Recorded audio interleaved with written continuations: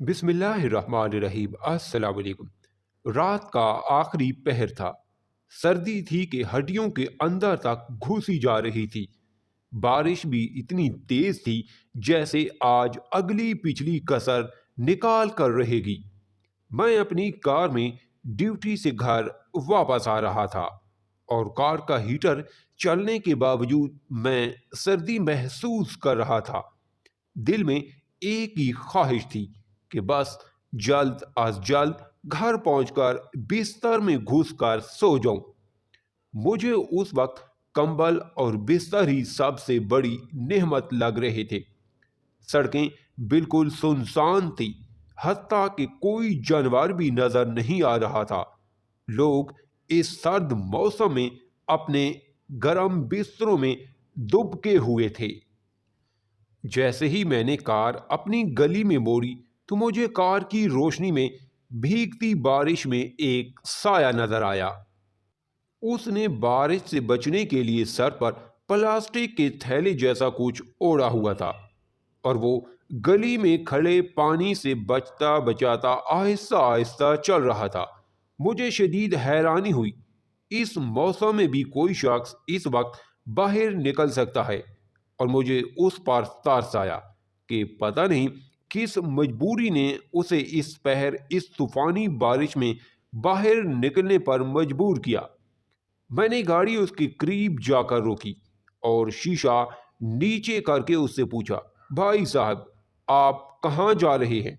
आइए, मैं आपको छोड़ देता हूँ।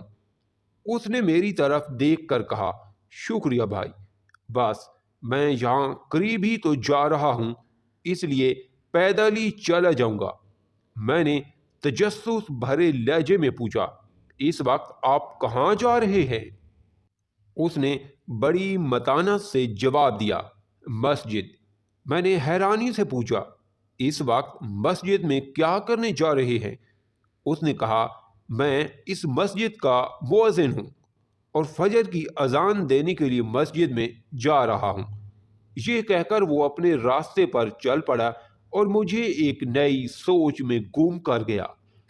क्या आज तक हमने कभी सोचा है कि सख्त सर्दी की रात में तूफान हो या बारिश, कौन है जो अपने वक्त पर अल्लाह के बुलावे की सदा बुलंद करता है?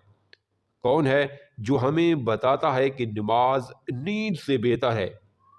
कौन है जो ये ऐलान करता है, आओ नमाज की तरफ, आओ कामयाबी की तरफ?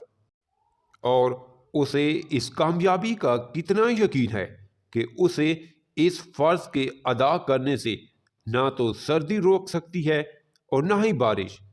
जब सारी दुनिया अपने गर्म बिस्तरों में नींद के मज़े ले रही होती है, वो अपने फ़र्ज़ को अदा करने के लिए उठ जाता है।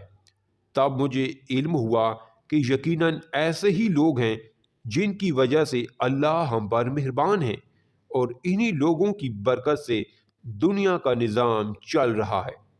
मेरा दिल चाहा कि नीचे उतरकर उसे सलाम करूं, लेकिन वो जा चुका था और थोड़ी देर बाद जैसे ही फजा अल्लाह अकबर की सदा से गूंजी, मेरे कदम भी मस्जिद की जानिब उठ गए। आज मुझे सर्दी में मस्जिद की तरफ चलना गरम बिस्तर और नींद से भी अच्छा लग रहा है। अल्लाह करीम हमें 5 वक्त बाजमात नमाज पढ़ने की हिम्मत व ताकत व इस्तात अता फरमाए, आमीन। दिलचस्प और सबक मुस्त स्टोरी सुनने के लिए मेरे चैनल को सब्सक्राइब ज़रूर कीजिएगा।